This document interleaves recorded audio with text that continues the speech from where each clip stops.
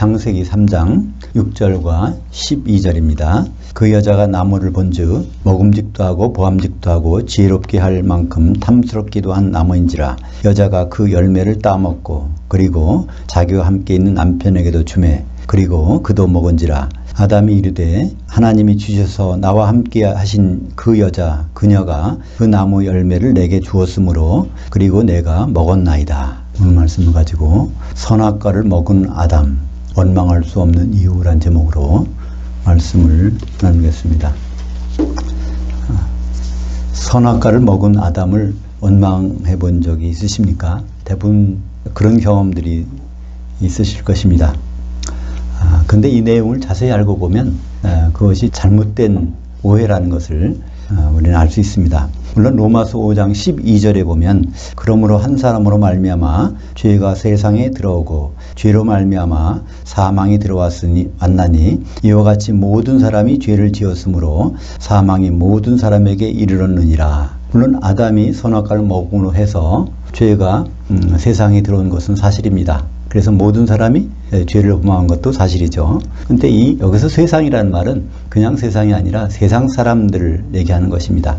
원래 성경에서 보통 세상이라는 경우는 세상 사람들을 지칭하는 경우가 많죠. 요한복음 3장 16절에도 하나님이 이 세상을 이처럼 사랑하사 독생자를 주셨으니 이는 그를 믿는 자마다 멸망치 않고 영생을 얻게 하려 하심이니라. 그래서 영생을 얻게 하는 것은 이제 사물에게 영생을 얻게 하는 것이 아니라 사람이므로 세상 하면 세상 사람입니다. 아담이 있기 전부터 세상에는 죄가 있었습니다. 요한일서 3장 8절에 보면 죄를 짓는 자는 마귀에게 속하나니 마귀는 태초부터 범죄함이니라. 하나님의 아들이 나타나신 것은 마귀의 일을 멸하러 하심이라. 아담이 있기 전에 벌써 태초 이후에 죄를 범했다. 그것은 어디 있을까요? 그것이 바로 창세기 1장 2절에 보면 그런데 땅이 혼돈하고 공허하게 되었고 흑암이 깊음 위에 있고 하나님의 영이 수면 위에 운행하시더라. 그래서 창세기 1장 1절과는 딴판의 장면이 펼쳐집니다. 창세기 1장 1절에서는 하나님이 천지를 창조하셨는데 그 내용이 아주 완벽한 것이죠. 이사야서 45장 18절에 땅을 혼돈하지 않게 창조하셨느니라. 그래서 사람이 살 수 있도록 지어놓으셨다고 했습니다. 그것이 창세기 1장 1절인데 그 중간에 세월이 흘러서 사탄, 마귀가 반역한 사건이 일어났고 그 결과 토후하고 보후하다, 혼돈하고 공허하다는 하나님 심판이 이루어진 것을 볼 수 있습니다. 그걸 베드로후서 2장 4절에서는 이렇게 말씀하고 있죠. 하나님이 범죄한 천사들을 용서하지 아니하시고 옥에 던져 어두운 구덩이에 두어 심판 때까지 지키게 하셨으며 거기 우리말 번역에 지옥이라고 하는 것은 잘못된 것입니다. 지옥이 아니라 옥에. 그러면 이 범죄한 천사들이 있는 옥은 어딜까요?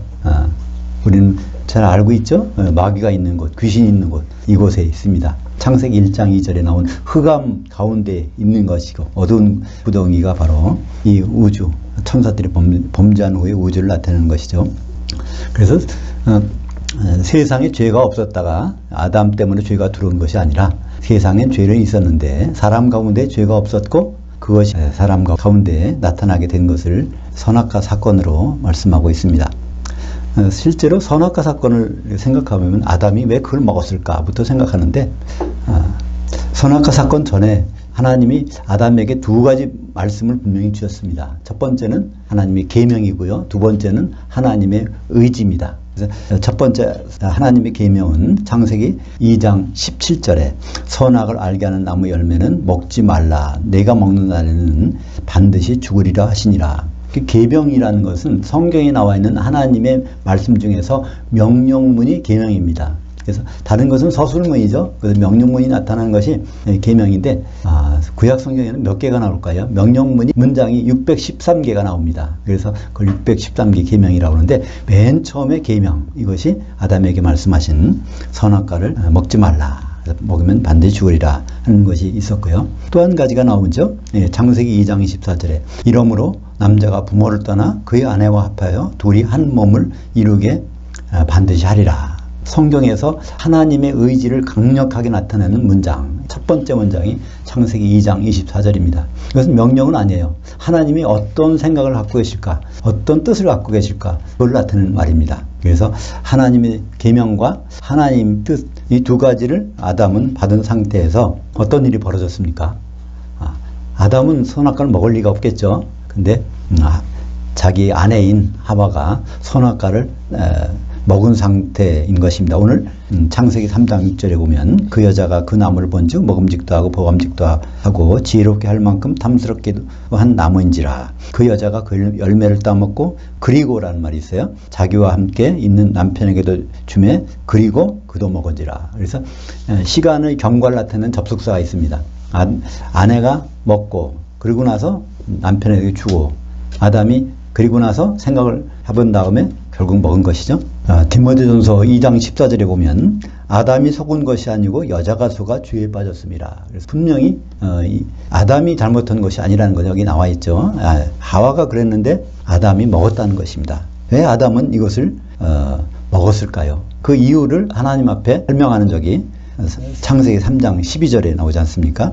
아담이 이르되 하나님이 주셔서 나와 함께 있게 하신 그 여자 그가 나무 열매를 내게 주므로 내가 먹었나이다. 이건 핑계가 아닙니다. 하나님의 강력한 의지예요. 뜻이에요. 그러니까 아담과 하와 그 사이에서 둘이 한 몸 돼서 이것을 끝까지 지키라는 것입니다. 그러니까 이런 상황에서 선악과를 받아들였을 때 아담은 무슨 생각이 들었을까요? 하나님의 계명대로 먹지 말아야 되나? 그럼 먹지 않으면 어떻게 될까요? 하나님 뜻을 저버리는 것입니다. 나와 함께 있게 하신 그 여자인데, 이 단어는 여자라고 번역할 수 있지만 아내라는 단어로 번역이 됩니다. 이슈라고 하는 아내. 아내와 함께 하라고 했는데 그것을 안 먹으면은 아내와 이별을 것이지 않습니까? 아내는 죽고 자기는 사니까. 그래서 결국은 아담은 자기가 하나님께서 자기에게 주신 아내를 죽더라도 사랑하는 길을 선택한 것입니다. 예수님의 십자가 사건은 아담의 선악과의 판박입니다. 마태복음 26장 38절부터 39절까지 보면 이것은 십자가 지시기 몇 시간 전에 겟세마네에 가서 기도하신 장면의 내용입니다. 그러니까 아담으로 말하면 선악과를 받아들였는데 이것을 먹어야 되나 말아야 되나 그런 심정을 기도로 나타내는 것이죠. 내 혼이 매우 고민하여 죽게 되었으니 내 아버지여 만일 할만하시거든 이 잔을 내게서 지나가게 하옵소서. 그러나 나의 원대로 마옵시고 아버지의 원대로 하옵소서. 그것은 무슨 뜻일까요? 십자가는 죄인이 지는 겁니다. 십자가를 졌다는 얘기는 죄를 짊어졌다는 얘기인데 하나님은 아버지는 죄와 공존하실 수 없는 분이거든요. 그러니까 예수님은 하나님과 함께 계셨고 성육신 하신 다음에도 이 땅에 있을 때도 아버지 하나님은 항상 같이 계셨습니다. 근데 십자가를 지는 순간에 하나님 아버지는 떨어질 수밖에 없거든요. 죄와 공존할 수 없는 분이기 때문에. 그래서 그 부분을 말씀하시며 그렇지만 아버지의 원대로 하기를 원하나이다. 그러면 예수님이 이 기도를 하실 때 기억하셨던 하나님의 원이 무엇일까요? 소원이 무엇일까요? 구약성경은 모두가 예수님을 증언하는 책인 것이죠. 요한복음 5장 39절에 너희가 성경에서 영생을 얻는 줄 알고 성경을 연구하거니와 바로 이 성경이 나에 대해서 증언하는 것이니라. 구약 성경의 용도가 하나님이 계명을 잘 지켜서 영생을 얻고자 하는 것이 아니라 구약 성경은 예수님이 어떤 분인지를 알아보도록 두신 책이라는 것입니다. 그러니까 창세기부터 말라기까지 모든 것은 다 예수님을 증언하기 위해서 기록되었습니다. 그러면 하나님이 가장 기뻐하시는 일은 무엇일까요? 하나님이 좋다는 그 뜻은 토브라는 단어를 씁니다. 히브리어 토브는 선하다, 좋다는 것인데 그것이 메오드 토브하면 최상급이거든요. 하나님이 가장 좋으신 일, 그것이 있다는 것입니다. 그것이 어디 나오죠? 창세기 1장 31절에 하나님이 이것만큼 너무 좋다 그 말씀을 하실 때 그것이 창세기 1장 31절에 나옵니다. 하나님이 지으신 그 모든 것을 보시니 보시기에 심히 좋았더라. 저녁이 되고 아침이 되니 이는 여섯째 날이니라. 그러니까 여섯째 날에 도대체 뭐가 있었길래 하나님이 그렇게 좋아하셨을까요? 우리가 아는 대로는 창세기 1장의 28절에 바로 짐승들이 다 땅에서 나오고 인간을 창조하신 일이 나옵니다. 근데 인간 창조하신 다음에 바로 너무 좋으셨을까요? 그렇지 않습니다. 여섯째 날 마지막에 한 일은 창세기 5장 1절에 나오고 있죠. 이것은 아담의 계보를 적은 책이니라. 하나님이 사람을 창조하신 날에, 여섯째 날에 하나님의 모양대로 아담을 지으시되. 성경에 보면 하나님의 형상과 하나님 모양이 반드시 구분돼서 나옵니다. 창세기 1장 26절에는 아담을 지을 계획이 발표됐는데, 아담을 지을 계획은 어떻게 되죠? 우리의 형상을 따라 우리의 모양대로 하나님의 형상과 하나님의 모양이 들어가 있는 채로 우리 조상 아담을 만들 계획을 세우셨는데, 그것은 미완료입니다. 그러니까 앞으로 그렇게 하겠다는 계획이 있는 다음에 창세기 1장 27절에는 완료형이 있어요. 동작을 시행하신 것이 있습니다. 거기에는 하나님의 형상대로만 인간을 남녀로 창조하신 것이 나옵니다. 바로 그 여섯째 날에 무슨 일이 일어났냐면, 창세기 5장 1절에 보니까 사람을 창조하신 날에 하나님의 모양을 넣어서 아담을 지으셨다는 것입니다. 그러니까 아담은 하나님의 형상과 하나님의 모양 두 가지가 다 있는 것. 하나님의 형상은 성경에서 피를 나타냅니다. 창세기 9장 6절에 보면 그 피에 바로 혼이 있는 것이고, 혼이 있는 것이 바로 형상이라고 말씀하셨습니다. 그리고 하나님 모양은 무엇일까요? 이것은 영입니다. 그러니까 모든 생물체는 혼이 있지만 이 영은 없거든요. 그러나 아담에게만은 영을 넣어주셨습니다. 그러니까 하나님이 심히 좋은 것은 뭔지를 알 수 있죠. 아담이 세상에 등장하는 것, 너무 쉬운 좋은 일이라는 것입니다. 근데 아담을 등장시켜 놓고 하나님은 무슨 생각을 하고 계셨을까요? 창세기 2장 18절에 보면 아담은 혼자 사는 것이 안 좋으니까 내가 돕는 배필을 지으리라. 아담을 세상에 등장시킨 이유는, 그것은 바로 그가 그 아내와 결혼하려고, 그 생각이 하나님 아버지께는 가장 좋은 소원이었다는 것이죠. 그것은 창세기 2장 18절에 있는 말씀이지 않습니까? 돕는 배필을 지어주시겠다는. 거기도 물론 우리말 번역을 보면 사람이 혼자 사는 것이 좋지 못하니 돕는 배필을 지으라. 그래서 모든 인간은 결혼해야 되는 거다, 그런 식으로 번역이 돼 있어요. 근데 이걸 제대로 번역하면 사람이 아니라 아담을 얘기하는 것입니다. 아담이 혼자 있는 것은 아주 내게 좋지 않냐, 아담에게 돕는 배필이 있어야 된다는 그 말씀을 하시고, 그러면서 바로 시행하신 일이 짐승들을 데려다가 그 짝으로 세우시려고 했는데 아담이 아닙니다. 이름만 부르잖아요. 내 살 중에 살이요 뼈 중에 뼈라면서 자기 돕는 배필을 인정하는 적은 나오지 않았습니다. 그러면서 하나님이 아담을 깊게 잠들게 하신 다음에 거기에서 그 아내를 이끌어 오신 장면이 나오는 것이죠. 이렇게 선악과를 먹은 아담은 재림 예수의 모형입니다. 로마서 5장 14절의 후반절에 보면 아담은 오실 자의 모형이니라. 오실 자, 그러니까 예수님은 두 번 오셨잖아요. 오신 자의 모형이 아니라 오실 자의 모형이라는 것입니다. 오실 자는 누구죠? 신랑은 오시니까 그 아내가 준비돼서 결혼할 자의 모형이 아담이라는 것입니다. 그래서 이 아담을 제대로 알게 되면 예수님을 제대로 알게 되는 것이죠. 아담의 결혼 장면을 통해서 예수 그리스도의 혼인이 하나님께서 심히 좋아하신 그 일인 것을 알 수 있습니다. 예수님의 결혼관은 확고해요. 자기 자신이 어떻게 결혼하시겠다는 것이 아주 분명합니다. 그것이 어디 나옵니까? 마태복음 19장 4절부터 5절까지 나옵니다. 그것은 물론 우리말 성경 번역하는 것을 보면, 영어 성경도 그렇지만 번역이 제대로 안 돼 있어서 무슨 말을 하는 내용인지를 잘 모릅니다. 그러나 그걸 원전에 가깝게 번역해서 보면은 예수님은 창세기 1장 27절, 또 창세기 2장 7절, 또 창세기 2장 22절, 창세기 2장 24절, 요 네 가지 성경 구절을 가지고 요 문장을 말씀하셨습니다. 제가 한번 읽어볼까요? 예수께서 대답하여 이르시되 사람을 본래 남성과 여성으로 창조하시니가 그들 남자와 그의 아내를 지으시고 말씀하시기를 그러므로 남자가 그 부모를 떠나서 그의 아내에게 합하여 그 둘이 한 몸이 될지니라 하신 것을 읽지 못하였느냐. 그러니까 예수님은 이렇게 결혼하시겠다는 이 사실을 분명히 말씀하셨습니다. 이게 어떤 질문에서 나온 거죠? 바리새인들이 이혼에 대해서 질문을 말하니까 예수님을 시험하려고. 그러니까 율법에 의하면 아내를 내보낼 때는 이혼 증서만 써서 내보내주면 된다고 하셨는데 율법이 그렇게 돼 있으니까 그렇게 할까요? 그때 예수님이 하신 말씀이죠. 절대로 나의 사전에는 이혼이 없다는 것입니다. 내가 반드시 이렇게 결혼하겠다는 그 말씀하신 것이 바로 마태복음 19장 4절과 5절. 그러니까 창세기 2장 24절 남자가 부모를 떠나 그 아내와 앞에서 한 몸 결혼식을 하겠다는 것은 거기만 있는 것이 아니죠. 그것이 어디 있습니까? 에베소서 5장 31절에 있죠. 남자가 부모를 떠나 그 아내와 앞에서 한 육체를 이룰지니라. 근데 그 비밀이 크도다. 이 하나님의 큰 비밀인데 그것은 그리스도와 교회에 대해서 말하는 것이라.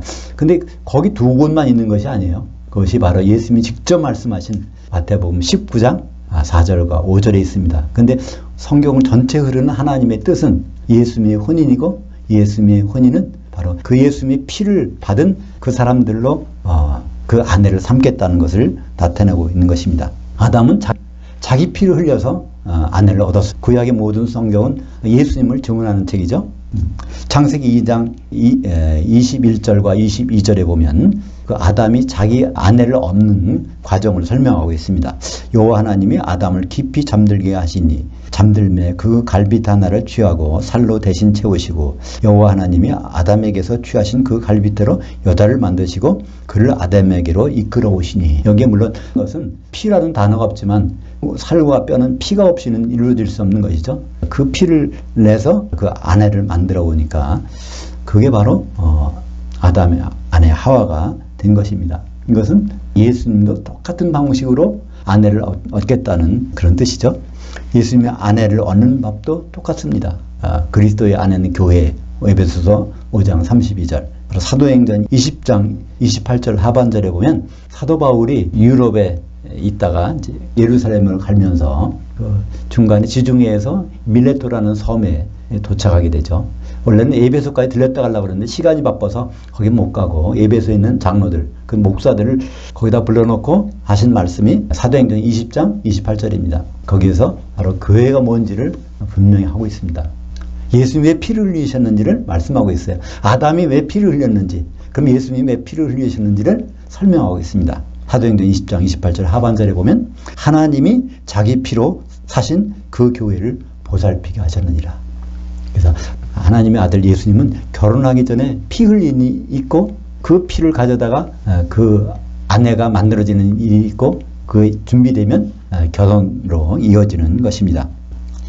그래서 예수님의 혼인은 두 단계로 이어집니다. 첫 단계는 하나님의 아들들을 만드신 것입니다. 두 번째는 그 하나님의 아들들이 성령의 기름으로 한 몸 되게 해서 신부가 되는 것입니다. 그래서 이 두 단계는 분명한데 우리는 보통 기독교는 하나님의 아들 되는 것, 하나님 자녀 되는 것, 죄를 씻고 하나님 자녀 되는 것을 끝나는 것으로 알고 있는데 그것은 끝이 아닙니다.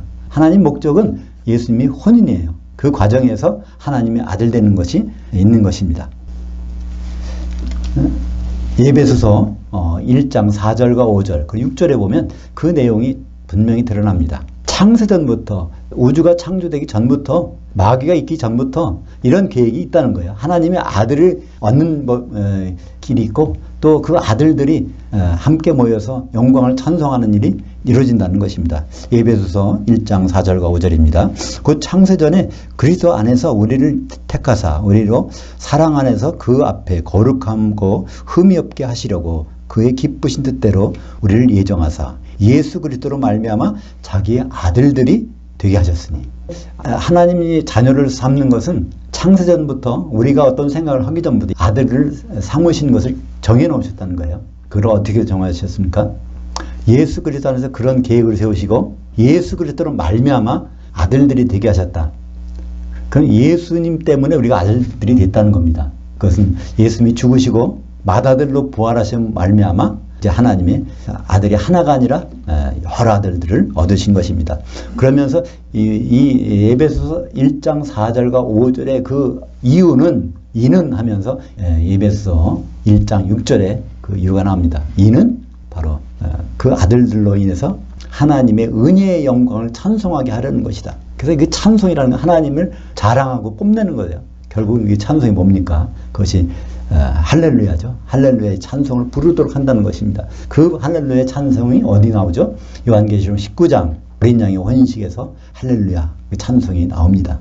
바로 이것이 에베소서 1장 4절부터 6절까지 있는 내용입니다. 그러니까 혼인의 다음 단계는 하나님 아들들로 예수 그리스도의 한 신부를 만드는 일입니다. 그런데 두 번째 단계, 어떻게 보면 예수님의 혼인의 마지막 단계를 우리 기독교는 잊어버리고 있는 것이죠.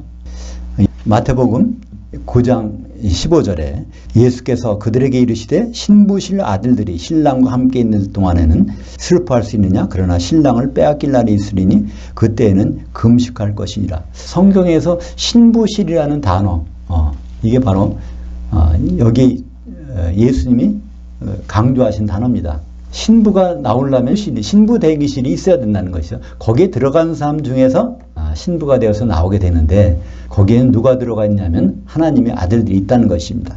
근데 하나님 아들들이 다 한 신부가 되는 것이 아니고 그 중에서 신랑을 뺏기는 사람들이 있다는 것이죠. 그것을 우리는 그리스도의 심판대라고 알고 있습니다. 고린도후서 5장 10절에 우리가 다 반드시 하나님의 아들들이 성도들이 그리스도의 심판대 앞에 서서 그 선악간에 그 몸을 통하여 행한 대로 예수 그리스도의 몸인 교회에 대해서 선한 일을 했느냐 악한 일을 행하느냐에 따라서 심판을 받게 된다는 것입니다. 그래서 신부실에서 가장 필요한 것은 무엇일까요? 이 세상에서 준비해야 될 건 무엇일까요? 우리가 선행을 많이 쌓아야 될까요? 기도를 많이 해야 될까요? 많은 사람과 교제를 해야 될까요? 물론 좋은 일을 많이 하면 좋긴 좋겠죠. 그러나 그때 없어서는 안 될 것이 바로 기름입니다. 신부실에서 있어야 될 것, 신부실에 들어가는 사람들을 설명한 것이 어디 있습니까? 마태복음 25장 1절부터 13절까지 무슨 비유가 나오죠? 신랑을 기다리는 열 처녀의 비유가 나옵니다. 그래서 열 처녀가 거기서는 하나님의 아들들이고 성도들이죠. 그들이 결국은 혼인잔치 들어가는 사람과 못 들어가는 나눠지게 되는 것입니다. 그래서 예수님은 사도의 일과 성도의 일을 구분하셨어요. 그래서 성경을 읽으면서 어떤 명령문이 나오면 이거 내가 해야 되나? 너는 온 천에 다니면 복음을 전파하라. 그럼 나보고 복음 전파라고 하는 것인가? 그러니까 이런 여러 가지 생각을 합니다. 그러나 성경에서는 누구에게 어떤 말을 하시는지 분명히 수신자와 발신자가 나오잖아요. 그러니까 사도와 성도를 구분하셔서 말씀하셨다는 사실입니다. 그러니까 우리 지금 사도는 이 세상에 하나도 없습니다. 12명밖에 없으니까. 그것은 어떻게 알 수 있죠? 요한계시록 21장 14절에 보면 새 예루살렘의 그 성에 12개의 기초석이 있는데 그 기초석에는 어린 양이 12사도의 이름들이 박혀 있다는 거예요. 그러니까 사도는 이 세상에 지금 없습니다. 사도는 신약 성경으로 남아있죠. 27권에 남아있는데 그렇다면 우리는 성도들입니다. 성도들은 무슨 일을 해야 될까요? 요한복음 17장 20절과 21절에 보면 요한복음 7장은 바로 겟세마네에서 기도하신 내용을 자세히 기록한 것이죠. 그 전체 내용을 요약한 것이 요한복음 17장 20절부터 21절까지인데요. 그것은 바로 내가 비옵는 것은 이 사람들만 위함이 아니요 또 그들로 말미암아 그들의 말로 말미암아 나를 향하여 믿는 사람들도 위함이니 그들이 다 하나가 되어 우리 안에 있게 하사 이 세상으로 아버지께서 나를 보내신 것을 믿게 하옵소서. 그러니까 거기에는 그들이라는 말이 여러 번 나와요. 근데 그들이 사도가 있고 성도가 있습니다. 사도는 거기서 말하는 것은 예수님의 증인이 되어서 말을 전해주는 사람이에요. 또 성도는 무엇일까요? 사도의 말을 듣는 사람들입니다. 사도의 말을 듣는 사람들이 하나가 됐으면 좋겠다는 거예요. 그래야 내가 예수님이 결혼을 해야 되니까. 그래서 그 두 가지 일을 분명히 나눠서 말씀하고 있는 것입니다. 그것은 고린도후서 11장에 봐도 알 수 있죠. 2절에 보니까 내가 하나님의 열심으로 너희를 위하여 열심을 내노니 내가 너희를 정결한 처녀로 한 남편인 그리스도께 드리려고 중매했음이로다. 내가 누구죠? 사도 바울. 사도는 중매쟁이라는 것입니다. 성도들을 한 정결한 처녀로 한 신부로 중매한 사람이 사도의 역할이라는 것이죠. 그러면 이런 일이 제대로 될까요? 이런 일을 가장 방해하는 이가 누구겠습니까? 이것이 마귀죠. 그러니까 마귀가 하는 일은 우리에게 병을 갖다 주고 뭐 사건을 갖다 주고 심지어는 죽이기까지 하는 그런 일이지만 마귀가 가장 성도들이 하기를 원치 않은 일이 있습니다. 그것은 결혼을 준비하는 일이죠. 결혼 준비가 되면은 마귀는 무조건에 들어가야 되니까. 그래서 그 일을 교회에서 전혀 못하도록 교회가 그 생각을 못하게 합니다. 그러니까 어느 교회가 결혼 준비를 하는 곳을 들어오셨습니까? 결혼 준비를 되게 안 하죠. 그거 해봤자 무슨 준비를 합니까? 내가 신부돼서 주님 만나야지. 신부들이라는 단어를 써요. 신부가 여러 명 있는 것처럼. 예수님은 뭐라고 그랬어요? 한 아내와 한 몸을 이루겠다고 하니까 한 신부밖에 원하지 않는데 우리는 여러 신부들이 있는 것처럼 준비를 합니다. 신부운동이라는 것도 있어요. 교회에서 신부되기 운동. 그래서 다 한 사람 한 사람이 신부가 돼야 휴거가 되고 거기서 예수님 만난다고. 그렇게 그런 엉뚱한 생각을 갖다 주는 것이 그것은 결혼을 지연시키고 방해하는 것입니다. 그 생각의 소스는 어디일까요? 마귀가 아니겠습니까? 성경에서도 그걸 나타내주고 있죠. 고린도후서 11장 3절에 이제 2절이라고 된 3절에 그러나 나는 뱀이 그 간계로 하와를 미혹한 것 같이 너희 마음이 그리스도를 향하는 진실함과 깨끗함에서 떠나 부패할까 두려워하노라. 에덴 동산에서 하와를 이렇게 해서 결국은 아담과의 분리를 이혼 상태까지 가도록 만드는 것처럼 교회도 성도들 사도들이 중매해 놓은 성도들도 바로 마귀의 꾀임에 빠져서 이게 타락하게 돼 있다는 거예요. 그것이 바로 지금의 교회의 현실인 것입니다.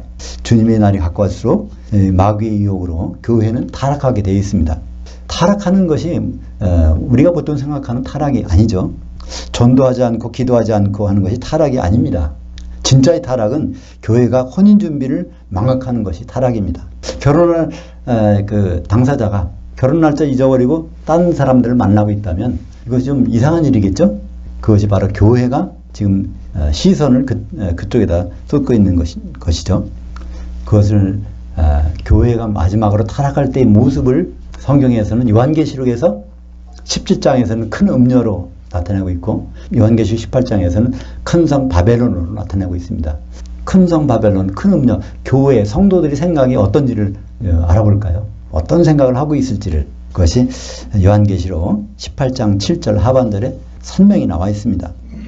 그녀가 마음에 말하기를 나는 여왕으로 앉은 자요 과부가 아니라 결단코 애통함을 당하지 아니하리라. 교회 큰 음녀 어떤 생각이냐면 왕이 필요 없다는 거예요. 천년왕국도 필요 없다는 거예요. 자기가 왕이니까. 두 번째로는 과부가 아니라는 거예요. 신랑이 올 필요가 없다는 거예요. 난 이미 과부가 아니니까. 이런 생각이 마지막 때의 교회 타락한 교회에서 나타나는 생각이라는 것입니다. 우리는 이제 더 이상 죄사함의 문제에 매달려 있을 수 없습니다. 예수 믿고 구원받아야 돼. 죄 용서받아야 돼. 그래야 하나님 자녀가 되지. 이런 생각은요. 한 번만 하면 됩니다. 하나님 자녀가 되기까지는 그걸 해야 되죠. 근데 하나님 자녀가 된 다음엔 다음 단계, 다음 코스가 있습니다. 예수님 혼인해서 다음 코스가 있잖아요. 하나님의 아들 된 다음에 다음 코스가 있는데 그 코스를 잊어버렸다면 목적을 상실한 것입니다. 앞으로 예수님 오실 때 그 목적이 아주 중요하다는 얘기입니다. 예수님이 피로 하나님의 아들들이 되었다면 한 신부되는 일에 집중해야 합니다. 타락한 교회의 특징은 신랑으로 오시는 예수님을 기대하지도 않고 준비도 하지도 않는 것입니다. 예수님의 십자가 기도를 우리가 다시 한번 기억해야 됩니다. 요한복음 17장에 나온 십자가의 기도. 예수님이 내가 비웃는 것은 이 사람들만 위한 것이 아니요. 바로 사도들만 위한 것이 아니요. 이 사람들의 말로 말미암아 사도들의 말로 말미암아 그 말을 들은 그들이 하나가 되는 것입니다. 라는 기도를 했죠. 그러니까 성도들이 지금 전도하고 있고 기도하고 있고 이런 것도 좋지만 하나가 됐으면 좋다는 것이 십자가 지식이 몇 시간 전에 땀방울이 빗방울이 되면서 예수님이 간절히 기도한 내용입니다. 그 예수님의 기도는 유효합니다. 지금도 유효하고 예수님이 결혼식이 이루어질 때까지 유효한 것입니다. 오직 성령의 기름 준비를 하는 이기는 성도들이 공중의 신부실에서 예수님의 한 신부로 나타나게 될 것입니다. 기도하겠습니다. 하나님 아버지 감사합니다. 창세기에 나오는 선악과 사건을 통하여 예수님의 심정을 다시 한번 알게 됨을 감사합니다. 아담이 선악과를 놓고 무슨 생각을 했을지, 예수님이 십자가 앞에서 무슨 생각을 했을지, 바로 하나님의 가장 기쁘신 일, 예수님의 혼인이고 우리들의 그 자리에 있는 것을 다시 한번 깨닫게 됐습니다. 우리가 이제 두 번째 단계의 혼인 준비를 철저히 잘 할 수 있도록 인도하여 주시옵소서. 예수님 이름으로 기도합니다. 아멘.